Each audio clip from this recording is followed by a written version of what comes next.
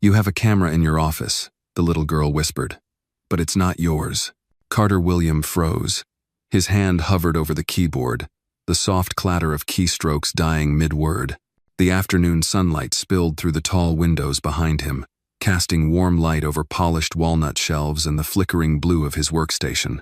But none of that warmth touched the space between them, now not after those words. He turned slowly, as if the air had thickened around him. Maya stood there, half hidden in the doorway, her small fingers gripping the edge of the mahogany desk like it was the only thing anchoring her. "Maya?" His voice was careful, too careful. The 9-year-old looked up at him, dark eyes wide, shoulders drawn in, and stepped closer. Her sneakers barely made a sound on the thick rug. Her voice dropped lower as she leaned in, close enough that he could feel her breath warm against his ear. "It's behind the painting," she said. "The one Miss Vanessa brought." He blinked. In the 6 months since the accident took her parent, she's brother and sister-in-law, Maya had hardly spoken more than a sentence at a time. She watched. She listened. She kept to herself like a shadow pressed against the wall. Carter had given her everything. The best schools, a private therapist, a room full of soft lights and books and gadgets. But he hadn't given her this. He hadn't earned this kind of voice from her. "What do you mean, a camera?" he asked. Maya glanced at the painting in question, a muted abstract of a city skyline, hanging just above his bookcase. It was tasteful, unobtrusive. He remembered when Vanessa had brought it over her smile as she teased him about needing a little softness in his workspace. "I saw it blink at night," Maya said, "and I scanned it. The signal doesn't match any of your devices." Carter's stomach tensed. "Scanned it?" She nodded. "I used my tablet. I ran a network trace when I couldn't sleep." He leaned back slowly in his chair, regarding her in silence. Mayatha, quiet, observant little girl who barely spoke to adults, unless Prest had just told him something no adult in his security team had picked up on. And she wasn't even supposed to be in here. "Maya, how long have you known?" "Since last week." Her voice was small but steady. "But I wasn't sure you'd believe me." Carter's throat tightened. Vanessa had hung that painting 4 weeks ago. She'd said it was a gift to celebrate his deal with Homeland Security. She'd kissed him just beneath it, whispered that she was proud of him. They'd eaten wine-poached salmon while it watched silently from the wall. He stood. With slow, deliberate steps, he crossed the room and lifted the canvas from its hooks. It came away easily, revealing smooth drywalling just below the top molding, a black circle no bigger than a pencil eraser, a lens, a hidden, live camera. His jaw locked. "Maya, go wait outside for a minute," he said quietly. "Number." The firmness in her voice stopped him. She wasn't being disobedient, she was being brave. She was still holding on to something, information, maybe, or fear. Either way, she wasn't going anywhere. He gave a slow nod and motioned her closer. "All right, sit." Maya perched on the edge of the leather guest chair, hands folded in her lap. She didn't fidget, didn't squirm, just looked at him with a gaze far older than any child should wear. "I checked the signal history. It started right after Vanessa hung the painting," she said. "But now there are others, smaller ones, in the living room, in the den. I think someone's listening to you." Carter felt a chill crawl up the back of his neck. He stared at the wall where the painting had been, his mind racing through the past month, Vanessa's sudden interest in his schedule, the way she lingered near his desk, her insistence on tidying up his office herself, her habit of arriving with coffee just when he needed it, always at the perfect moment. The coincidences had been too perfect, and now they weren't coincidences at all. Maya waited, quietly, watching his face. He turned to her. "You've been carrying this alone?" She nodded once. He let out a breath, long and unsteady. "I believe you," he said. She blinked. It was the first time she looked uncertain. "You do?" "I should have believed you the first time you said it." The corners of her mouth didn't move, but her shoulders softened just a little, and that said everything. Carter reached for the painting again. The camera sat embedded in the frame's curve, so small it could have been decorative. But it wasn't decorative. It was deliberate. It was betrayal. And if Vanessa planted one, how many more were hidden? "Maya," he said, voice low, "I want you to keep watching, but only if you feel safe. Can you do that?" She nodded. He rested a hand gently on her shoulder. "From now on, we do this together. No more secrets. She looked up at him, and for the first time since she'd arrived in his home, she smiled. Not the kind of smile that meant she was being polite. The kind that meant someone was finally listening. And Carter, now fully alert and furious in a way he hadn't felt in years, turned toward his desk and opened a new, secure terminal. Vanessa would be home soon. And this time, he'd be the one watching. If you felt that shift, if Maya's quiet courage and Carter's rising fury stirred something in you, then don't leave just yet. Hit like, subscribe, and tell us in the comments, what would you do if your own home was listening in? Because this story, it's only just beginning.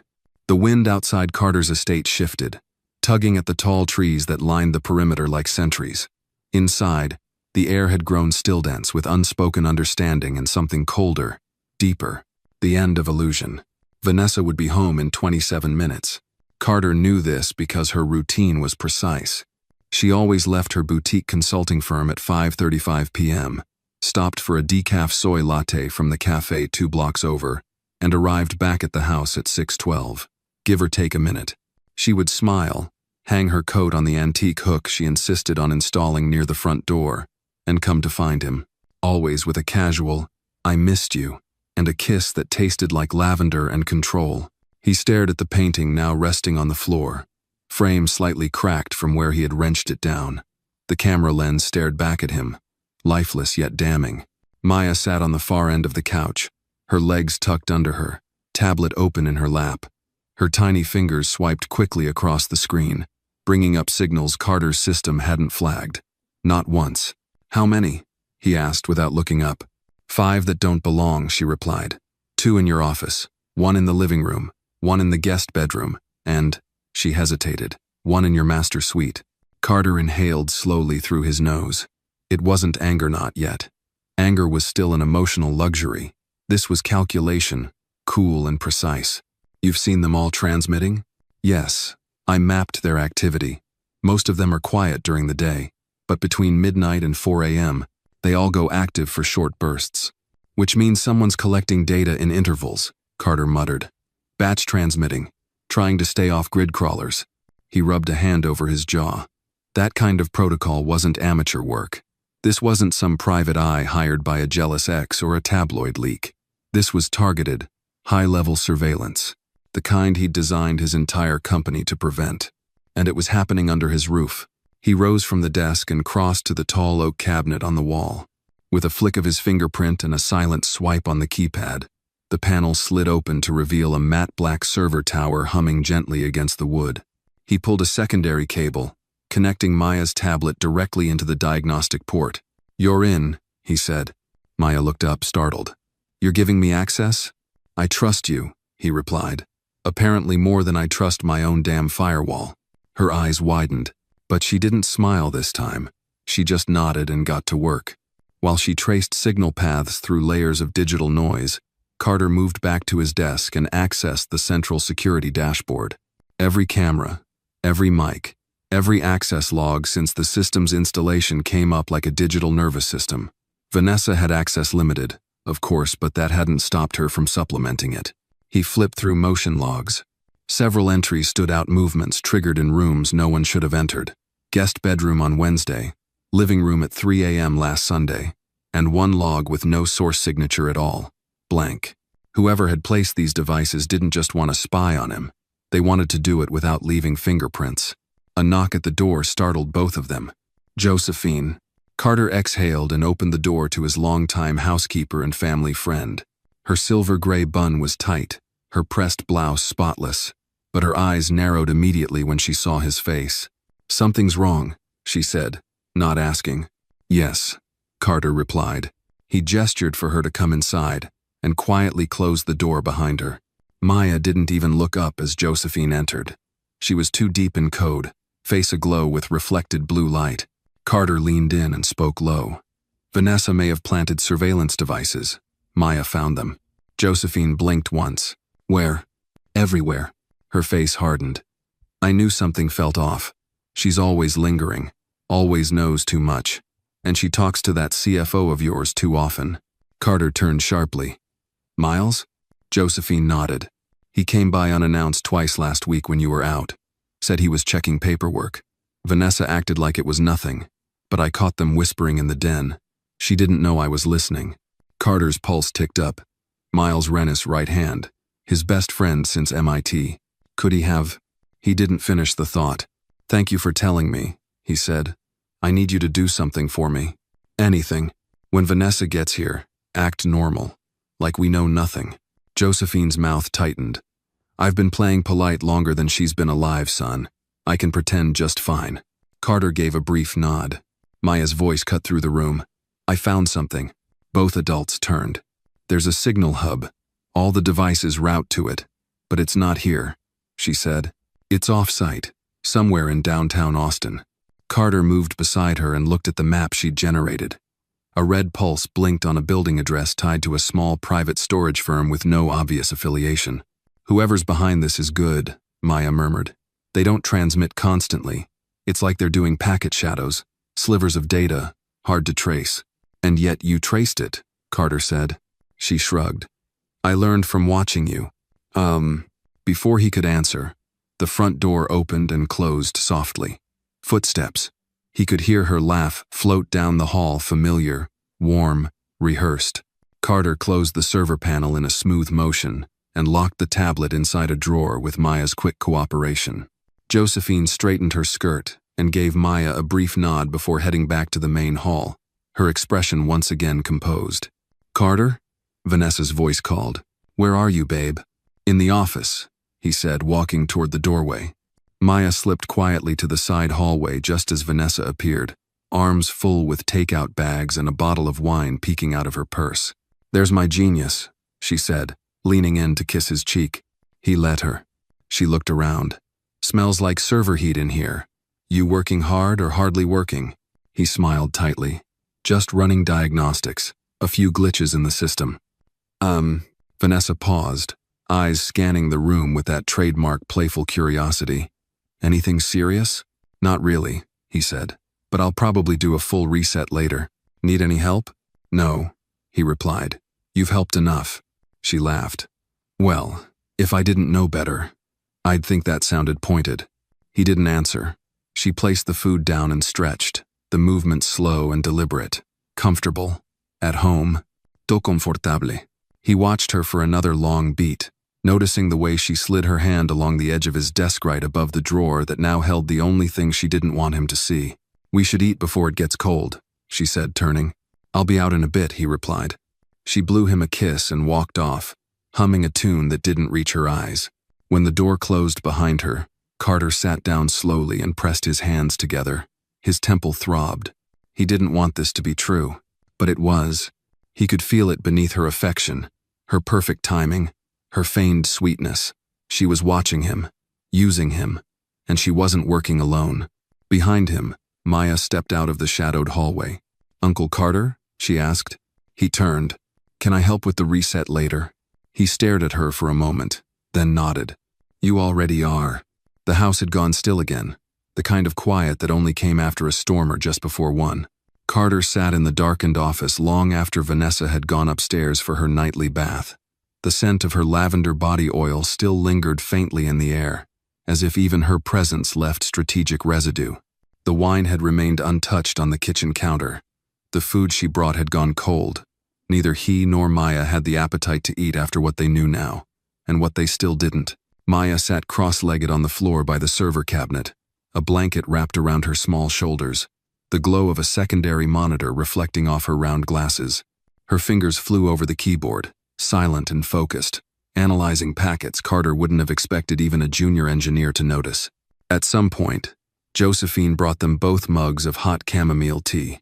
She didn't ask questions. She didn't need to. The look she gave Carter as she closed the office door said more than words. "I've seen women like her before. You're not crazy. Keep going." Carter leaned back in his chair and studied the ceiling. He'd been trained to detect patterns, dissect threats, build defenses tighter than a nuclear vault, and still, Vanessa had gotten through. She had used him. Used this home. Used Maya. He clenched his fists.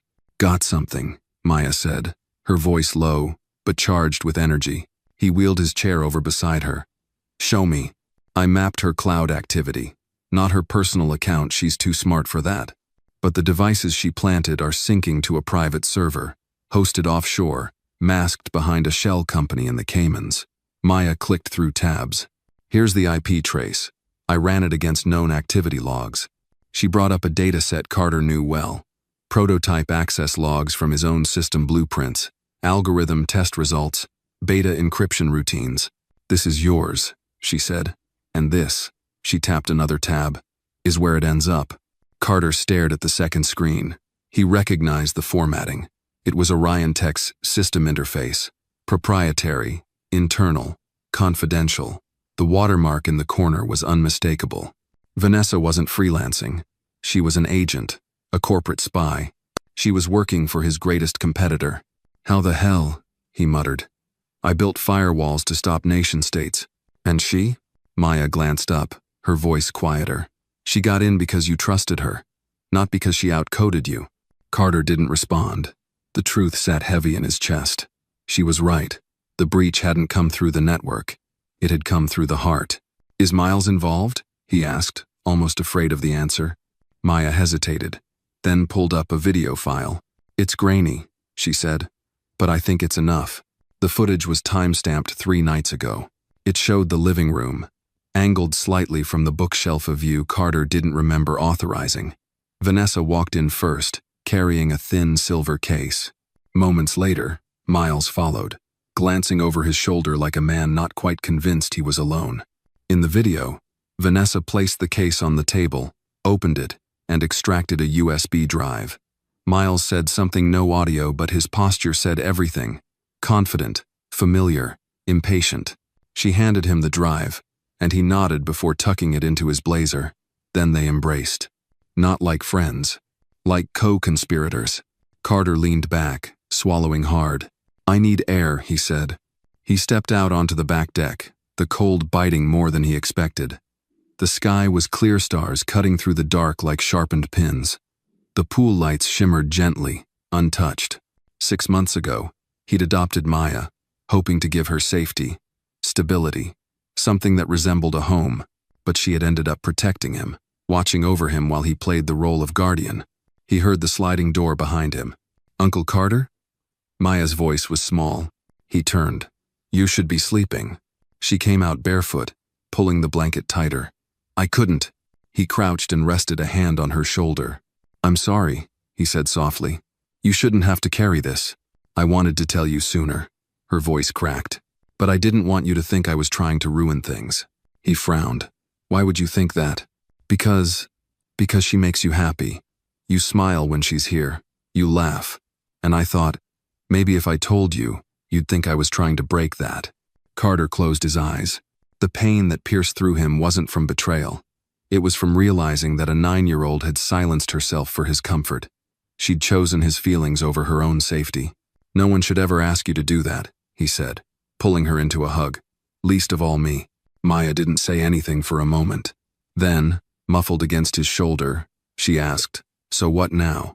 He pulled back and looked her square in the eyes. Now we flipped the game.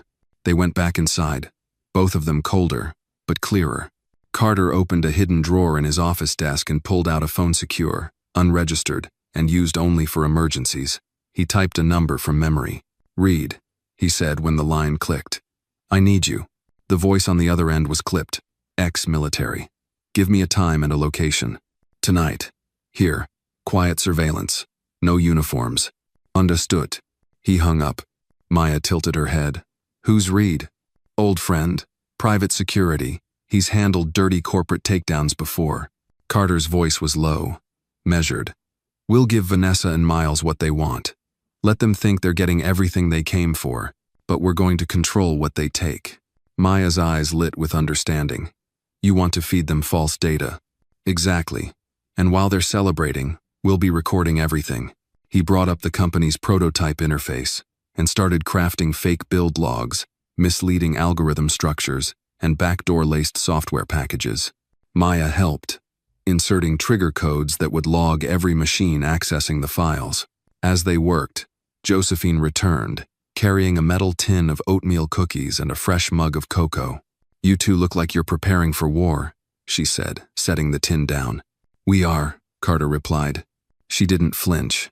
just poured the cocoa, handed Maya a cookie, and said, "Well then, you'll need sugar." It was almost dawn when Carter finished building the decoy server. Maya had long since nodded off in the armchair, her tablet still resting against her chest. He looked over at her, a blanket draped over her small frame, and something inside him shifted. This wasn't just about stopping Vanessa or protecting trade secrets. This was about protecting the only person who had protected him when he wasn't looking, and making damn sure the people who violated that, who tried to use this family, this home, as a battlefield, never got another chance. He dimmed the lights, glanced once more at the quiet hallway upstairs where Vanessa still slept, and whispered to the silence, "You have no idea who you messed with." Morning would come soon, and with it, the beginning of the end. The sun rose behind a thick veil of winter clouds, casting the entire estate in muted gray. Vanessa padded into the kitchen wearing Carter's navy robe, humming softly to herself as if the night before hadn't shattered the walls around her. She poured coffee, added almond milk, always kept it stocked for her, and sat at the island, scrolling through her phone like any other fiancé starting her morning. But Carter saw it now. The controlled movements, the slightly too casual poses, the way she positioned herself in front of the window, just in line with one of the newly discovered hidden cameras. Every gesture was performance. He entered the kitchen without a word, dressed in a simple charcoal sweater and jeans, his expression unreadable. "Morning, love," Vanessa said with a smile that didn't reach her eyes. "Sleep okay?" "Eventually," Carter said, opening the fridge. "You seemed tense last night." She sipped her coffee. "Everything all right at work?" "Just thinking through a few problems," he said evenly. "But I think I've got a solution now." Her smile sharpened just a little, as if sensing a shift. "Good. I'd hate for anything to ruin the holidays." She leaned in to kiss him, but Carter turned slightly, offering only his cheek. She hesitated just for a blink and then recovered with a laugh. "Grumpy morning man," noted. Carter checked his watch. "I'll be heading into the city for a few meetings. Might be gone most of the day." "Want company?" "Not today." He saw it, just a flicker behind her eyes. Disappointment maybe, or recalculation. "All right," she said. "I'll catch up on reading. Maybe take Maya shopping." "Maya's staying in today. She's got a project she's working on." Vanessa nodded too quickly. "Sure.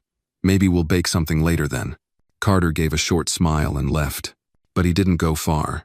From the garage, he circled around to the guest house out back where Reed and his two-man security team had spent the night setting up a mobile command station. Cables snaked across the hardwood floor, feeding into thermal monitors, audio interceptors, and video logs. Reed, graying and built like a linebacker who never quite retired, nodded when Carter stepped in. "She's up," Reed said. Her phone pinged a connection to that offshore server at 6:12 a.m. "She's already transmitting?" Carter asked. "She's testing your movements, gauging your patterns." "What about Miles?" Reed turned his monitor. "He just booked a one-way ticket to DC, leaves tomorrow. No luggage, no return flight. I think this thing's coming to a head." Carter stared at the screen. "It's going to end today." Reed crossed his arms. "You sure you're ready for this?" "I'm not the one who needs to be ready." He turned toward the second monitor, where Maya sat at her desk in her room, hoodie pulled tight over her head, typing like her life depended on it. In a way, it did. Back in the main house, Vanessa paced the hallway, speaking softly into her phone, her tone dipped in sugar. "I'm telling you, he's acting different," she whispered. "More guarded." There was a pause. "No, not yet. I need more time. He's still building that neural mesh, and I need the latest framework before we extract." Another pause. "I'll get it. He trusts me." She ended the call and turned only to find Maya standing there. Vanessa forced a smile. "Hey, sweetheart, didn't see you." Maya didn't smile back. "Uncle Carter says I should work in my room today." Vanessa crouched slightly. "Of course. That's smart. You're such a bright girl." Maya's eyes didn't blink. "Are you going to be here when he gets back?" The question was quiet, but it landed like a slap. "Of course. Why wouldn't I be?" Vanessa said, standing up straighter. Maya nodded and walked away. In the command trailer, Carter watched the exchange on a split screen. Reed shook his head. "Kid's got more steel than half my team." "She's been through worse than most adults ever will," Carter said. "And she's still here, still looking out for me." By mid-afternoon, Carter returned home under the pretense of forgetting his laptop. Vanessa greeted him with open arms, but he sidestepped the hug again, heading straight for the living room. He opened his laptop and pretended to log into work. In truth, everything he did that day, every keystroke, every phone call was part of the trap. At 4:02 p.m., he sent a dummy file labeled NMAI NeuroSync Prototype Final to his desktop and accidentally left it open while stepping away for a call. Vanessa, who was reading on the couch, didn't even hesitate. The moment he disappeared into the kitchen, she sprang into motion, pulling her phone and scanning the screen with a small, flat device Carter hadn't seen before. It was sleek military grade, and it transmitted the file in under 20 seconds. Reed's voice crackled over the earpiece in Carter's ear. She took the bait, sending everything to the Cayman's node. "Copy that," Carter whispered. But the real coup came 15 minutes later. Miles walked in through the back entrance, claiming he had a meeting with Carter. Vanessa, not expecting him so early, panicked just briefly, but it was long enough. "Why are you here?" she hissed. "We need to move up the timeline," Miles said. "He's slipping." "You said tomorrow." "I don't care. I want it now." Maya, sitting quietly in the hallway nook, recorded every word on her tablet. Carter waited 2 more minutes. Then he stepped back into the room. Miles and Vanessa turned, their smiles pasted on in panic. "Didn't know you had guests," Carter said. Miles cleared his throat. "Just dropping by. Thought we could catch up." "I thought you were flying to DC tomorrow." Miles blinked. "Who told you that?" Carter didn't answer. Instead, he walked over to the bar and poured a drink. "To catching up," he said, raising his glass. Vanessa's voice was a little too cheerful. Actually, Miles was just leaving. "No," Carter said, calm. "He can stay." He gestured to the living room chairs. "Both of you, sit." Something in his tone made them obey. Reed entered seconds later with 2 more men in civilian clothes, each one subtly armed. Vanessa rose immediately. "What is this?" "Please," Carter said, motioning her down again. "We're just having a conversation. A very overdue one." He turned to the large wall monitor and tapped a button.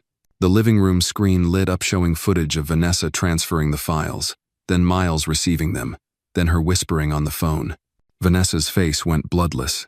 Miles stiffened. "You bugged me?" she asked. "No," Carter said. "You bugged me. I just found your bugs before you did." Silence stretched. "You don't understand," Vanessa said, her voice starting to crack. "I didn't mean to fall in love with you. It was supposed to be a job." "But you did fall in love?" he asked. Yes. I think so. Maybe. But I had no choice. You had every choice," Carter cut in. "You walked into my home, slept in my bed, lied to a child." He turned to Miles. "And you after everything I did for you." Miles stood slowly. "Carter, come on, let's not turn this into something it's not." "No?" Carter's voice was sharp now. "Because what it is treason." Reed stepped forward, reading Miles and Vanessa their rights. As they were led out in cuffs, Maya stepped into the room, watching silently. Carter turned to her. "You okay?" Maya nodded. "Are you?" He crouched and pulled her close. "I am now." And as the front door closed behind the betrayers, Carter knew this was only the beginning. Justice had spoken, but trust that would take time to rebuild. The morning after Vanessa and Miles were taken into custody, the mansion stood in an unnatural stillness. It wasn't the silence of calm, but the pause after a storm, when everything feels too quiet to trust. Carter sat at the edge of his bed, still in the clothes he'd slept in. He hadn't turned on his phone, hadn't opened his laptop. The weight of betrayal hung heavy across his shoulders. He pressed a hand over his eyes, exhaling slowly. It wasn't the loss of Vanessa that tore at him. It was the truth of how close he'd come to losing everything. And Maya, if it hadn't been for her. A soft knock came from the hallway. Carter turned. "Come in," he said, voice low. Maya stepped in wearing her oversized hoodie and fuzzy socks. She held a mug in both hands. "I brought you coffee," she said, carefully walking it over. "I didn't know how you like it, so I just made it the way you made it for me last week." Carter took the mug, his fingers brushing hers. "Thank you, sweetheart." She sat at the foot of the bed, swinging her legs gently. "Is it over now?" "I wish I could say yes." He sipped the coffee. It was a little sweet, a little strong, just like her. But taking them down doesn't mean it's done. I have to fix the damage. Will they go to jail? Most likely, he said. But they won't be alone in there. Reed uncovered more names last night. This was bigger than just them. Maya was quiet for a moment. Then, softly, "Do you trust anyone now?" Carter looked at her. "I trust you." That answer made her lips pull into a tiny smile. Downstairs, Reed was already setting up the next phase. The mobile unit was replaced by a secure server, air-gapped from all external networks. He nodded when Carter entered the study. "I've been up since 4 a.m., Reed grunted. "Got 3 forensic analysts combing through the data we intercepted. Turns out Miles was just the tip of the iceberg. Who's deeper? Board members. One of the VPs in R&D. Hell, even a guy in accounting flagged." Carter paced. "How did this happen under my nose? Because you trusted them to do their jobs. And because they never moved against you directly until her." Carter clenched his jaw. "She knew everything about my life. Everything." Reed tapped the files. "That's what made her valuable. They studied you like a blueprint. Your patterns, your habits, even your emotional triggers. Hell, they probably knew your favorite jazz artist before she ever shook your hand." There was a pause. "They played a long game," Carter muttered. "Yeah," Reed said. "But they lost." At lunch, Carter took Maya out to a small cafe in Midtown, an old diner with red vinyl booths and chipped mugs, a place he hadn't been in years. A quiet return to the familiar. The waitress, a woman in her 60s named Bernice, recognized him instantly. "Well, if it isn't Mr. William," she exclaimed, nearly dropping her pad. "Been what in years?" "Something like that," Carter said, his smile warming slightly. "And this is Maya." Maya extended a hand politely. "Nice to meet you." Bernice beamed. "Oh, she's got manners. I like her already." As they sat and ordered pancakes and eggs, Carter leaned across the table. "Why didn't you tell me about the camera the moment you saw it?" Maya stirred syrup into her milk. "I didn't want to sound crazy. I thought maybe it was for security. Then I watched Vanessa, and the way she'd always stand in certain spots, like she was being watched. Or performing. You saw what I didn't." "I don't know if I saw it. I just felt something was wrong. Like how you know when a song's off key, even if you don't know music." Carter nodded, impressed. "That instinct? Don't ever ignore it." Later that afternoon, back at the estate, Reed summoned Carter into the library. He stood beside a corkboard filled with printed emails, call logs, photos, maps. "We need to talk about New York," Reed said grimly. Carter stepped closer. "What happened?" "We traced the financial channels. One of your subsidiaries, Glasstech Labsha's, been funneling data through a shell company registered out of Brooklyn. And guess who signed the merger forms last spring?" Carter didn't have to ask. "Vanessa. Right before you proposed. Right before she started pushing you to expand into East Coast data integration. It was a setup from the beginning."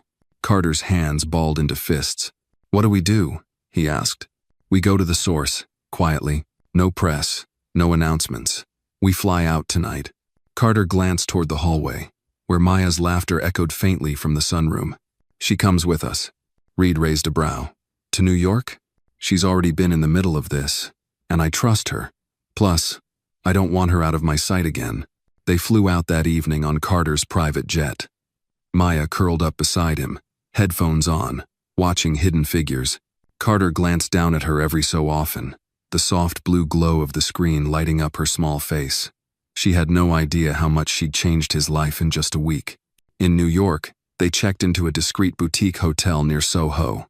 No staff recognized them. No headlines followed. The next morning, Carter and Reed made their way to a warehouse district on the East River. Glasstech's branch office stood sandwiched between an import company and a nondescript storage facility. From the outside, it looked like any startup satellite.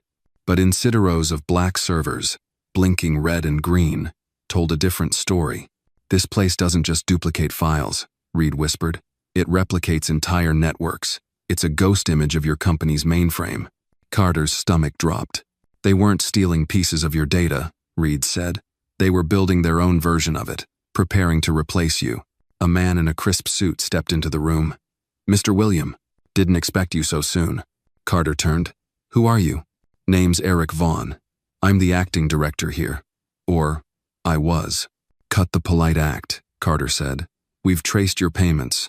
We know about the offshore links. This place exists to dismantle everything I built. Eric's smirk dropped. You're too late. I don't think so, Reed said, tossing a folder onto the nearest desk. Signed confession from Vanessa Lane, backed by 2 terabytes of server data. It's enough to bury this place. Eric's eyes flicked to the folder, then to Carter. You're bluffing. Carter stepped forward, voice low. I'm not the man who builds a billion-dollar company and doesn't know how to protect it. You took my trust. You twisted it. And now, you'll watch it come down. As they left the building, federal agents arrived in unmarked SUVs. Eric was escorted out in cuffs. From across the street, Maya stood beside a street vendor, munching a pretzel. Was that one of the bad guys? She asked when Carter approached. Yeah, Carter said. One of the last. Good, she said, wiping her hands. Let's go home now. Carter paused. Home. It wasn't just a place anymore. It was where she was. And after everything, that was all that mattered. Carter Williams stood silently in front of the old upright piano tucked away in the corner of his study. His fingers hovered over the ivory keys, unmoving. He hadn't played since his brother died the accident that had taken both Maya's parents. But now, with the chaos momentarily quiet, the echoes of the past called to him in a language no camera could record. The key of memory. He pressed a single note. C. It rang out clear and low. Behind him, Maya's soft footsteps approached, carrying with them the delicate hesitation of someone too wise for her age. Uncle Carter? She asked, her voice barely above a whisper. He turned halfway. Hey, sweetheart. Couldn't sleep? She shook her head and patted across the hardwood floor in her socks. I keep thinking about Vanessa, and Miles, and the guy in New York. I know they're gone now, but it's like they left something behind. Not stuff, but a feeling. Carter studied her face, noting how she pulled her sleeves over her hands, the way her gaze stayed low. What kind of feeling? Like the house is still watching. He closed the piano and reached for her hand. That's not nothing, he said quietly. It's your instinct. And we trust it, remember? Maya nodded, but didn't smile. Carter lifted her onto the bench beside him. How about a lullaby? Her brow furrowed. Do you remember any? He smiled softly, fingers moving into position. I remember one your dad and I used to sing when we were kids. Let's see how far my memory goes. As he played a gentle tune, Maya leaned against his side, eyes drifting shut to the sound of long-forgotten comfort. In that small, flickering moment, the mansion wasn't haunted by betrayal, but warmed by the flicker of healing. The next morning brought with it new momentum. Reed arrived early, briefcase in hand, his posture stiffer than usual. We've got another issue, he said as Carter joined him on the back patio, the Atlanta sun just rising beyond the tree line. Carter took a sip from his coffee. Of course we do. What is it this time? Reed handed him a document. Board meeting. Emergency call-in. 2 members want a vote of no confidence. They think your emotional involvement in the Vanessa scandal makes you unfit to lead. Carter's jaw tensed. They want me out of my own company. Worse, Reed replied. They want to split the company, section it off, and sell it in pieces. Easier for shareholders to manage, harder to trace liabilities. Who's pushing it? Elliot Green and Tabitha Claymore. Old money, no loyalty. Vanessa gave them a reason. Carter paced the length of the patio, staring out at the morning mist curling across the lawn. If they think I'll go quietly, they haven't been paying attention. Reed opened his laptop. I pulled up their history. Claymore has financial ties to the very hedge fund that backed the dummy shell in Brooklyn. She's not just scared of liability, she's covering her own involvement. Carter leaned over the table. Then we expose her. Not yet. We don't have enough to make it stick in court. I don't need court, Carter said, eyes narrowing. I need clarity. Get me everything. I want to look her in the eye when I burn her bridges. Later that afternoon, Maya helped rearrange the photo wall in the hallway. She held up a framed picture of her parents, the one taken at Lake Lanier 2 summers ago. The sun had lit her mother's curls like wildfire, and her dad's arm had been slung proudly around her. Carter stepped in, pausing at the sight. That was a good day, he said. Yeah, Maya whispered. They said I swam like a fish, but I hated the lake water. He smiled, and together they hung the frame near the center. surrounded by older black and white photos of Carter's parents and uncles. "Why do people do bad things, Uncle Carter?" Maya asked suddenly. "Even when they already have everything?" Carter sat on the floor beside her. "Because having everything on the outside doesn't mean they feel full on the inside. Some people think taking more will finally fill that hole, but it never does." Maya was quiet, her fingers tracing the wood of the frame. "I don't ever want to be like that." He put his arm around her. "You won't. You have heart." That evening, Carter stood in the towering glass conference room, overlooking the downtown skyline. The emergency board meeting had begun. Elliot Green cleared his throat. "Carter, let's be honest. The company has suffered reputational damage. Investors are nervous. Stockholders are pulling out. We need stable leadership, not someone personally entangled in a scandal." Carter's gaze was calm. "You mean I should step down because I refuse to ignore a criminal conspiracy happening under my roof?" Tabitha leaned forward, voice silky and poisonous. "It's about perception. Perception shapes value. And right now, your name triggers doubt. Let me ask you both something," Carter said slowly. "Do you think it's coincidence that the woman who sabotaged my company also happened to push for policies you both financially benefited from?" Elliot stiffened. "Be careful, Carter." "I'm done being careful," he replied. "You pushed this meeting under emergency protocol, so let's treat it like an emergency. I propose an open audit of every board member's financial history over the last 2 years, including offshore transactions." Tabitha's eyes narrowed. "You wouldn't dare?" Oh, I would," he said. "And I've already started." He gestured to the door. Reed stepped in, holding a thick folder. "Forensic accounting," Carter said. "Care to take a look?" The room went quiet as Reed distributed copies. Pages rustled, tension crackled. Elliot was the first to speak. "You don't have the authority." "I own the authority," Carter cut in. "And anyone who doesn't want to answer for their part can walk out now." Nobody moved. "Thought so," he said. Later that night, Carter sat alone in the living room, a fire crackling softly. He should have felt victorious, but instead he felt tired, not defeated, just worn in a deeper way, like something inside him had been cracked open and hadn't quite healed. Maya crept in, a blanket wrapped around her shoulders. "Did you win?" she asked. He nodded slowly. "We stopped them. For now." She crawled onto the couch beside him. "Then why do you look sad?" He paused. "Because it never should have gotten this far. I kept thinking I could outwork betrayal.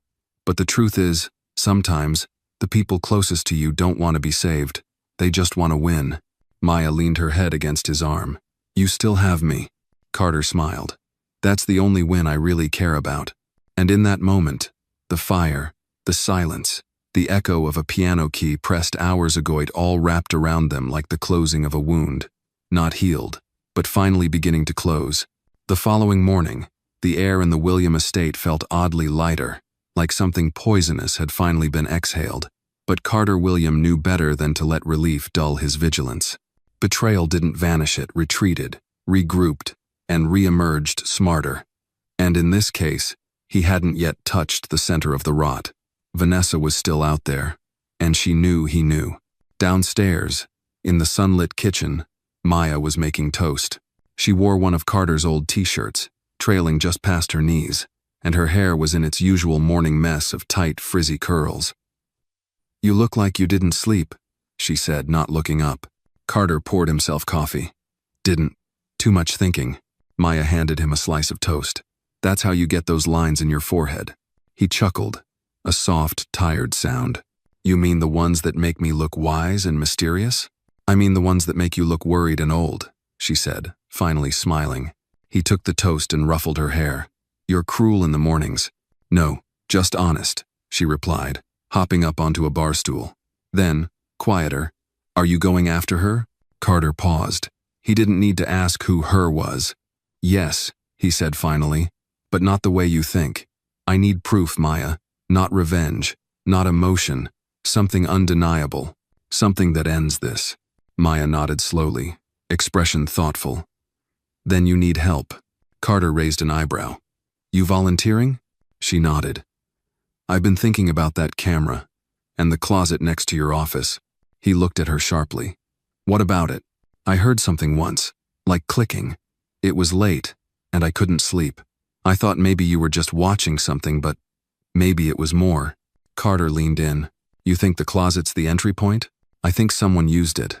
Maybe to change the battery, or to check recordings. That was enough. 10 minutes later, they stood together outside the closet door. Carter had Reed meet them there with a discreet security tech named Owen Young.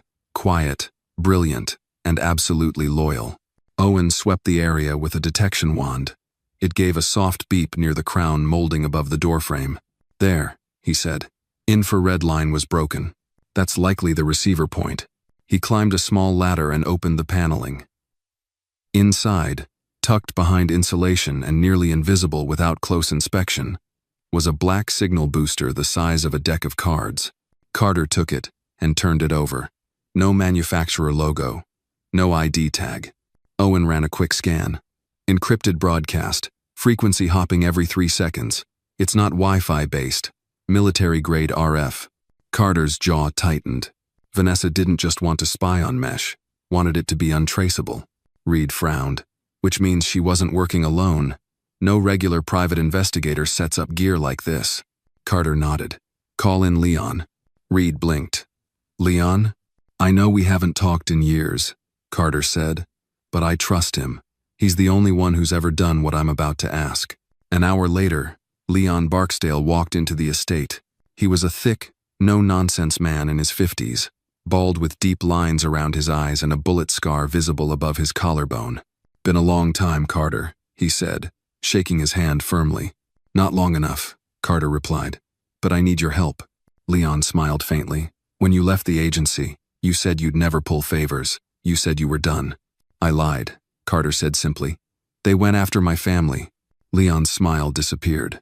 Okay, tell me everything.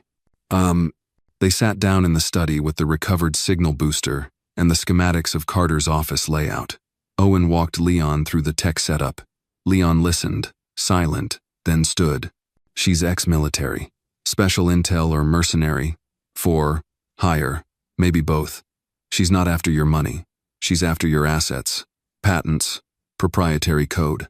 Something that's not in public IPO filings. Carter nodded grimly. She asked about Project Halcyon 2 weeks ago. Just casually. At the time, I didn't think anything of it. Leon looked up sharply. You never filed the Halcyon Core AI source with the patent office, right? Number. It's on a closed offline mainframe in the server room. Only Reed and I have the access code. Leon shook his head. Then she's not just spying. She's preparing for theft. Or worse. Reed stepped forward. What do we do? Leon's answer was immediate. Set the trap. That night, Carter invited Vanessa back to the estate. She hadn't expected Ide could see it in her stiff posture and her overly bright smile as she stepped through the door wearing a navy silk dress and heels that whispered power. I thought you needed space, she said, her voice dripping concern. I did. I thought a lot, Carter said evenly. About everything. About us. He poured her wine, watched her watch him. Behind his eyes, the plan was already in motion. Maya was safely with a neighbor, and every corner of the estate was under silent surveillance. Leon's team had set it up with surgical precision. They sat by the fire, talked about nothing. Music, art, New York. She softened visibly, laughing like old times, and Carter let her. He leaned in closer. Her hand slid over his. Then he said quietly, Do you ever wonder what trust sounds like? She blinked. What? He smiled faintly. It sounds like silence. The kind when you stop pretending. Her fingers froze. You know what I realized? He continued. I always wondered why you never asked about Halcyon again. Then I realized you already knew everything you needed. Vanessa's eyes flickered. You thought you were smart, Carter said, voice low now. And you were. But you forgot the one thing about me you couldn't manipulate. She stood suddenly, face hard. What's that? I listen, he said. And I never forget who I am. From the hallway came Leon's voice. That's enough. Four of his men stepped in, one holding a recording device. We got her signal test and her line ping when you mentioned Halcyon. She activated a hidden transmitter. Vanessa turned to Carter, stunned. You bugged me? No, he said coldly. I let you bug yourself. She glared at him. You'll never prove it in court. I don't need to. You'll be gone before the board hears a whisper, and so will the people behind you. You don't know who you're messing with. Oh, Carter said softly. I do. You messed with a man who had nothing left to lose and a niece worth more than your whole operation. Leon approached with cuffs. We're not cops, Vanessa, but we're thorough. And we never forget betrayal. Later, after she was taken away, Carter sat on the porch alone. The night was thick with cicadas and old regrets. Then the door creaked, and Maya appeared. She's gone? Maya asked. Yes. Forever? I hope so. Maya sat beside him, pulling her knees to her chest. I'm proud of you. Has smiled. I didn't do it alone. She looked up at him, eyes serious. We make a good team, Uncle Carter. We do, he said. And starting tomorrow, we rebuild. With no lies, no cameras, just trust. Maya leaned against him, and for the first time in weeks, Carter looked up at the star sand, didn't feel watched. 2 days after Vanessa was taken away, Carter William found himself standing alone in the heart of his company's Manhattan headquarters, staring out the panoramic window of the 35th floor.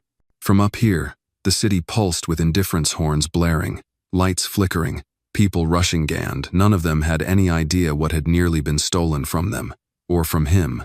He sipped black coffee as the boardroom behind him filled slowly with voices. Reed entered first, carrying 2 sealed folders. Then came Ellen, the COO. Then Marcus Tran, lead counsel. One by one, each executive arrived, their movements slightly cautious. They'd all heard whispers about Carter's fiancée, about the investigation, about the hidden camera and betrayal, but none of them knew the full truth. Yet, Carter turned. Let's begin. The hum in the room died instantly. Everyone sat, eyes on him. I called this emergency meeting, Carter said, because what almost happened to this company is a direct result of what we've failed to pay attention to, trust. He paused, letting the word hang. For months, a leak of classified architecture, mostly code frameworks, and proprietary infrastructure has been quietly bleeding out. We didn't see it because it wasn't financial, it wasn't loud, but it was lethal. He paced slowly, the rhythm of his voice unwavering. The breach came from inside, and it wasn't an intern or a subcontractor. It was someone with full access, someone I trusted. Murmurs, frowns, eyebrows raised. Reed handed Carter the folder. He opened it, revealing internal security reports stamped with timestamps, signal analysis, and recovered transmissions. Carter let the silence do the weightlifting before continuing. Vanessa was part of a multi-corporate espionage ring targeting Halcyon's core algorithm. Their intention wasn't just to steal it, but to discredit us in the process, releasing a compromised version under another firm's name, claiming we copied them. Ellen gasped softly. That would have destroyed our IPO. Exactly, Carter said. It nearly did, but we caught it in time. Reed passed around copies of the sanitized summary. No names, just enough to show the technical breach and how it was intercepted. Carter watched them read. Their expressions shifted: shock, unease, finally something close to admiration. We neutralized the threat, Carter said. But this wasn't just about one person. This was about how easily someone can infiltrate when we assume intentions without verification. So from today forward, there will be changes. He looked at each face in the room. A full internal audit will be conducted. All senior-level staff, myself included, will undergo a complete background and communications security review, and I'm appointing a new internal ethics and counterintelligence advisor. Ellen leaned forward. May I ask who? Carter smiled. Leon Barksdale. There was a long pause. Then Reed nodded. Good call. Carter sat. This isn't about paranoia. It's about clarity. We don't operate in the world we grew up in. We operate in a world where trust is currency, and we just got robbed. Later that afternoon, Carter stepped into a modest neighborhood cafe in Brooklyn. It wasn't fancy, but the coffee was strong, and the owner, a retired Navy vet named Hankelways, had a jazz record playing in the background. The bells above the door jingled, and Carter spotted Maya at a corner booth with 2 cocoa cups and a sketch pad spread out. She looked up and grinned. You're late. I'm dramatic, he said, slipping into the seat across from her. Big difference. Maya sipped her cocoa. Did they believe you? They had no choice. I gave them the truth. She nodded, then tapped her pencil against the paper. I've been thinking. That always leads to something expensive. She ignored him. You should start something. I already started a company. No, I mean something. For people like us, like a scholarship fund, or a trust. For kids who lose their parents but are still smart, still have something to give. Carter blinked. That's oddly specific. She met his gaze. I'm oddly specific. He reached across the table, tapping the sketchpad. What's that? She flipped it around. It was a logoro, but clear. A stylized W with wings, wrapped around a tiny figure holding a book. It's called the Maya Initiative, she said, matter of fact. It'll help kids in memory of the ones who didn't get a second chance. Carter swallowed, caught off guard by the lump rising in his throat. You thought all that by yourself? She shrugged. You always say pain should pay rent, so let's charge it something. He reached into his jacket and pulled out a checkbook. You design the program. I'll fund the first $1 million. Maya's eyes went wide. $1 million? You're my partner now, remember? Her smile could have lit the whole street. That night, Carter stood in the hallway outside Maya's bedroom. Her door was cracked open. He watched her for a moment lying on her stomach, still sketching, humming to herself. She looked safe. He walked back to his study and sat at the desk. This time, there were no cameras, no lies. He pulled a small voice recorder from the drawer, pressed record. My name is Carter William, and today, I want to remember this feeling. Not the fear, not the betrayal, but this moment where I still have something worth protecting. He paused. Vanessa was never just a spy. She was a reflection of what happens when you stop asking questions, when love gets lazy, when instincts get silenced. I won't let that happen again. He clicked the device off. His phone buzzed. A message from Leon. We traced the data path. There's more. She was working with someone inside Halcyon. Carter leaned back in the chair. So it wasn't over. And maybe it never would be. But for now, he had a plan, a family, a mission. And that was enough.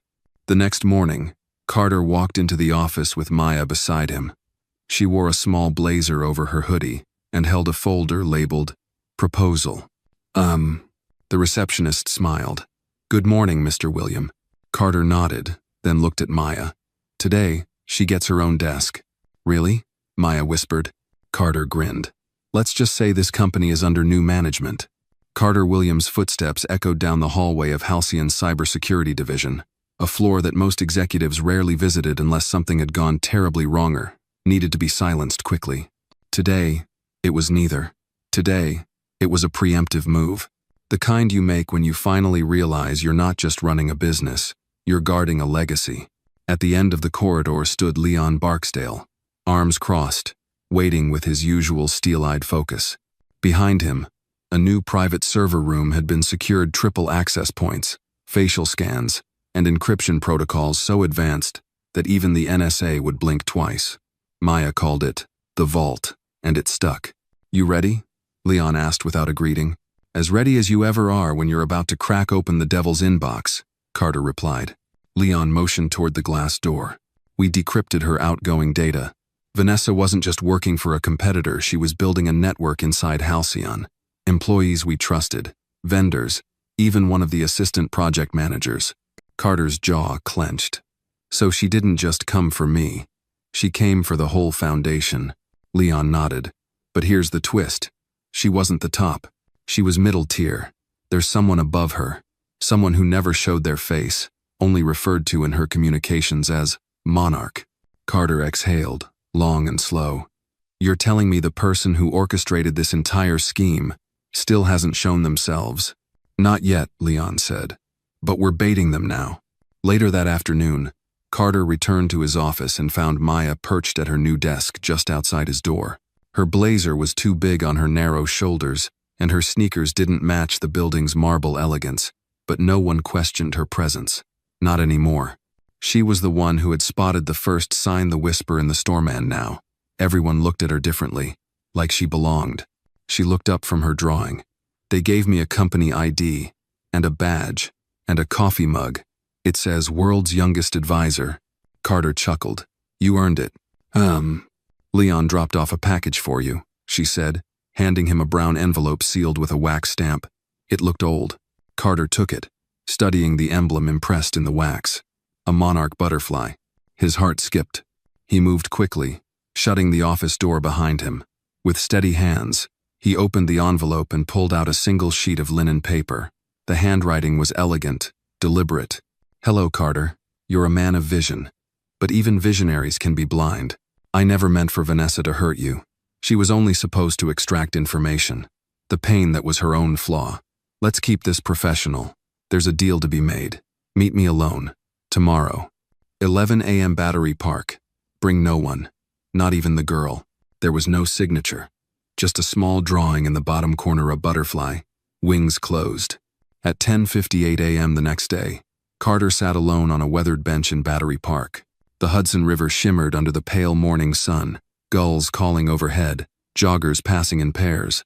No black cars, no cameras, no Maya. Just him and the breeze and a question that weighed more than the air. At 11:01, a man approached. He was tall, gray-haired, and moved with the smooth calm of someone who had spent decades in boardrooms, not battlefields. His suit was understated, but expensive. He carried no briefcase. He sat beside Carter without a word for a full minute.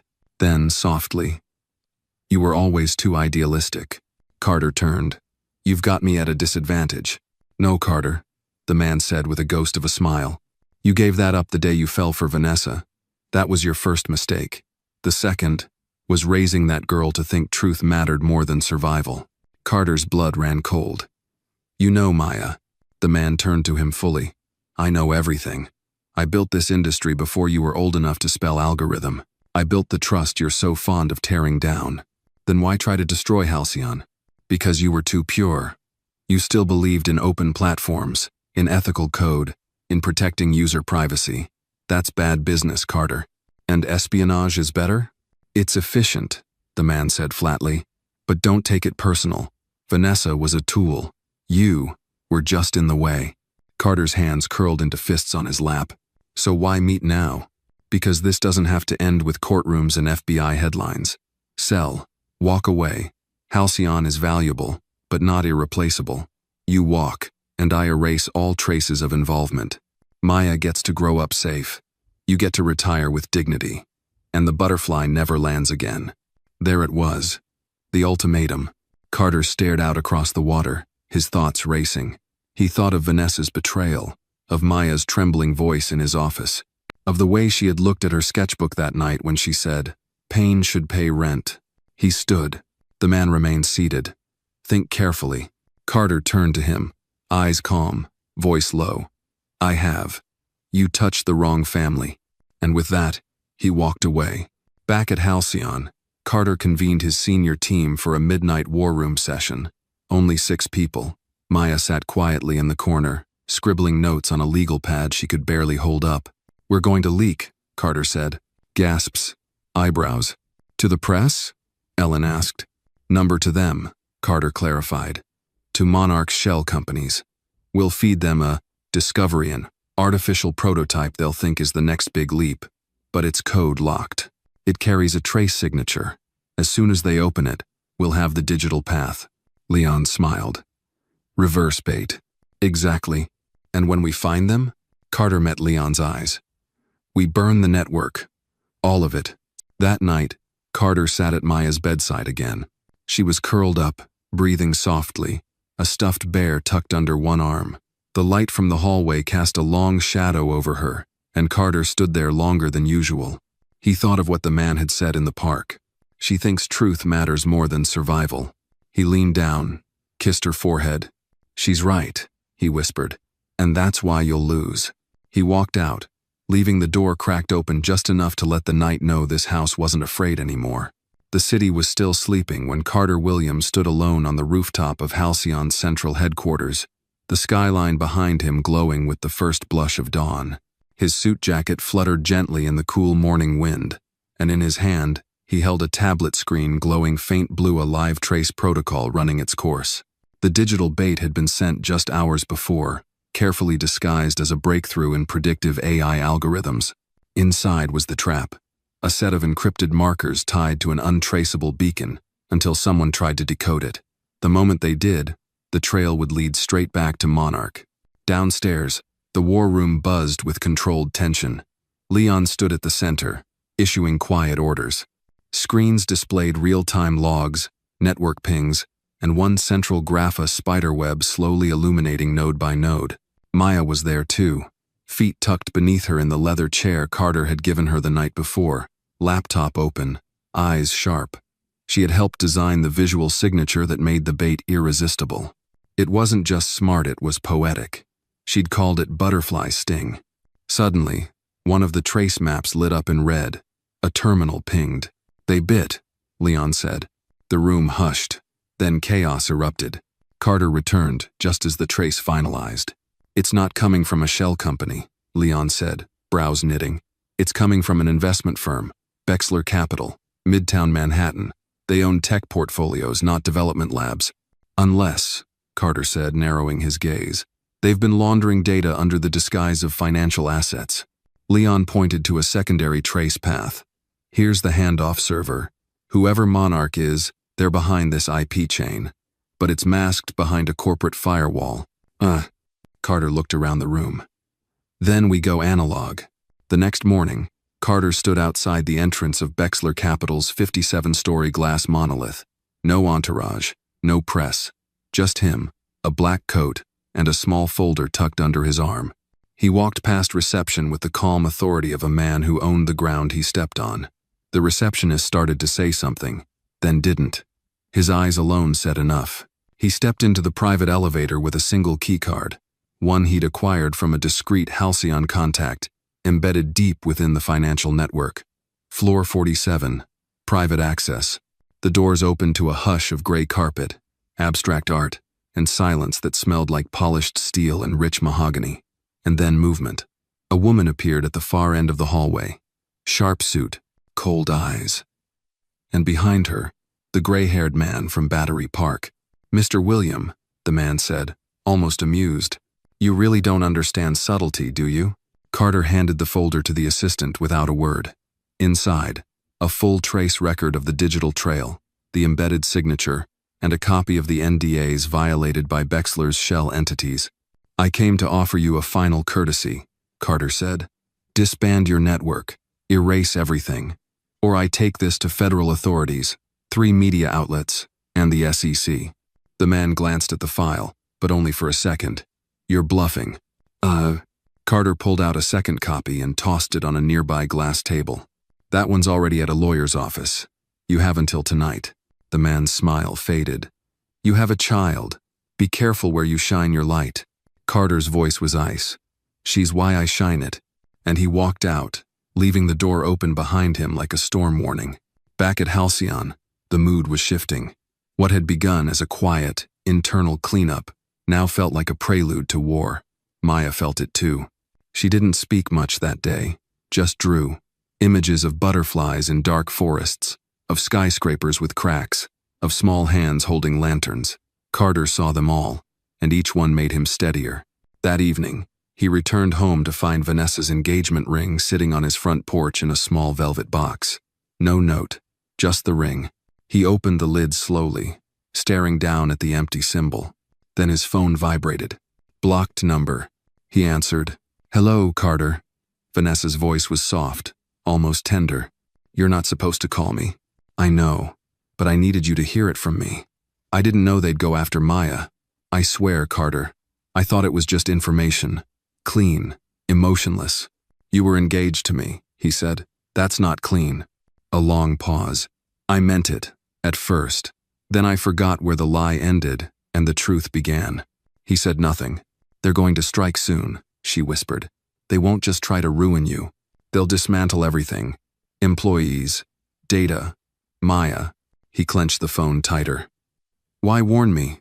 "Because I'm not the monster they trained me to be." "Then come in. Testify." Another pause. "Goodbye, Carter." The line went dead. He stood there, the sun bleeding across the Atlanta sky, the box still open in his hand, and realized something. This wasn't just about betrayal anymore. This was about legacy. And legacy, he now knew, had to be defended not with walls, but with fire. That night, Halcyon's senior team sat in the basement vault. Screens projected internal protocols. Carter stood at the head. "We go full lockdown," he said. "We secure all remote channels, disconnect all third-party apps, isolate the R&D servers, and initiate the black box protocol." "What about Maya?" Ellen asked. Carter looked at the young girl, who had quietly walked in carrying her drawing pad. "She stays close. She's not just a kid anymore. She's part of this." Maya stepped forward. "I have an idea." The room quieted. She showed them her paid-in interface map that combined data visualization with behavior prediction based on internal access anomalies. "I call it ShadowNet. If they try to move inside our system again, this will trace who's working from the inside." Leon raised a brow. "It could work." "It will," Maya said simply. Carter smiled, the first time in days. "We're not just protecting a company anymore," he said. "We're protecting a generation. Ours. And hers." He looked around the room into tired eyes, determined faces. "Tomorrow," he said, "we end this." And for the first time in weeks, no one looked afraid. The day began in silencino alarms. No meetings, no scheduled interruptions, just stillness. But for Carter William, it wasn't calm. It was the kind of silence before a storm breaks open the sky. He was already at Halcyon headquarters before sunrise, dressed not in a tailored suit, but a black, long-sleeved shirt and worn jeans. The boardroom was dim, lights low, windows tinted. Every screen had been blacked out but one Maya's custom-built interface pulsing with dark blues and silvers. ShadowNet was live, already weaving through the company's digital corridors like a ghost in the wires. Maya sat beside him at the corner of the long conference table, sipping a warm cocoa. She was too young for this, and yet, she was already more composed than half the adults in the room. Her drawings were gone, replaced by code, diagrams, focus. "Do you want to run the trace when it starts?" Carter asked her. She glanced up, serious. "I already started it 30 minutes ago." He raised an eyebrow. "And?" Her fingers tapped a few keys. "They're coming." At that exact moment, Leon's phone buzzed, then Ellen's, and then the terminal began pinging erratically. Unauthorized login attempts, location pings from Seoul, Frankfurt, and 2 places within the US.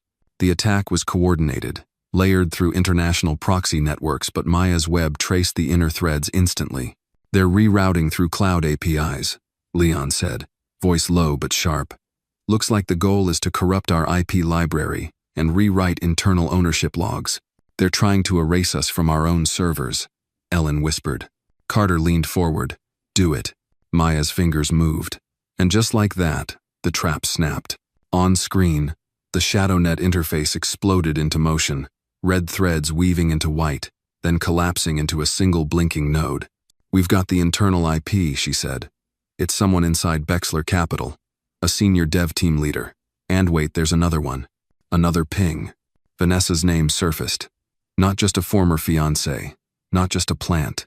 She was still connected, still accessing. Carter exhaled slowly. She stayed in. Leon's eyes narrowed. "What do you want to do? Let her see what comes next." 10 minutes later, Bexler Capital's entire internal server room shut down. Simultaneously, news outlets received a secure, anonymous leak highlighting digital manipulation, shell corporations, and multiple ethics violations tied directly to Bexler's leadership. But Carter didn't stop there. A limousine pulled up in front of Bexler's building, and out stepped Carter again alone, but this time holding a silver USB drive. He walked past security without resistance. The receptionist didn't meet his eyes. In the penthouse boardroom, 5 executives sat waiting. Their faces were a mix of defiance and dread. Among them was the gray-haired man, cold, confident, always assuming he was 2 steps ahead. Carter placed the USB on the center of the table and pushed it forward. "Everything you've built has been traced. You've got 48 hours to resign, confess, and dissolve all the illegal infrastructure. If you don't, this goes public." The gray-haired man sneered. "You won't win the long game, William. Your company may survive, but people like us, we endure." Carter leaned forward, eyes calm. "You're wrong about one thing. I'm not playing a long game. I'm just lighting a fuse." He turned and walked out. No guards tried to stop him. The doors closed behind him like a tomb sealing shut. Later that evening, back at Halcyon, The senior team gathered in the executive lounge. No one said much, just sipped coffee, watched news updates scroll in. One by one, Bexler's ties unraveled. The financial sector buzzed. Tech forums exploded. Federal investigations were rumored to be opening within the week. Carter sat apart, hands wrapped around a warm mug. He stared out at the Atlanta skyline as the sun set in deep orange over the horizon. Maya climbed onto the seat beside him, quiet. He looked over. "How do you feel?" "Like I finished a hard puzzle, but I don't know if I like the picture it made." Carter nodded slowly. "That's what truth looks like sometimes. Ugly, but necessary." She rested her head on his arm. "Do you think Mom and Dad would be proud of me?" He swallowed. The question hit deeper than he expected. "Yes," he said, "because you saw something wrong, and you didn't walk away. You whispered the truth, even when it was scary." She closed her eyes, tears glistening. "I miss them." "I know," he said. "Me too." They sat like that as the last light faded. 3 weeks later, Vanessa McGill turned herself in. She walked into a federal building alone, hands shaking but face composed. The courtroom scenes that followed were quiet but electric. She named names. She submitted emails. She exposed the covert infrastructure built to steal from tech visionaries under the guise of investment oversight. She never asked for a deal. Carter didn't attend the trial. He didn't need to. Justice, when it came, was quiet like Maya's voice had been that day in his office. Soft, real, final. On a spring morning, Carter took Maya to the botanical gardens. It had been months since the tension faded. Halcyon was thriving again, its systems more secure, its leadership tighter, its staff loyal in a way forged by fire. Maya ran ahead between flower beds, laughing. Her braids bounced as she darted beneath an archway of pink blossoms. Carter followed slowly, hands in his pockets, a content smile tugging at the edge of his lips. She stopped by a patch of monarch butterflies clustered on a branch. "Look," she called. "They're everywhere." He crouched beside her. "They migrate thousands of miles, all on instinct. Even after storms, they remember where to go." "Even when they get lost?" she asked. He nodded. "Especially then." She held out her hand, and one of the butterflies landed gently on her palm. "They're stronger than they look," she said. He smiled. "So are you." They stood there, surrounded by silence and wings, and for the first time since the day everything began, Carter felt something simple: peace. And as the wind stirred the trees, the butterflies lifted together bright, weightless, and free.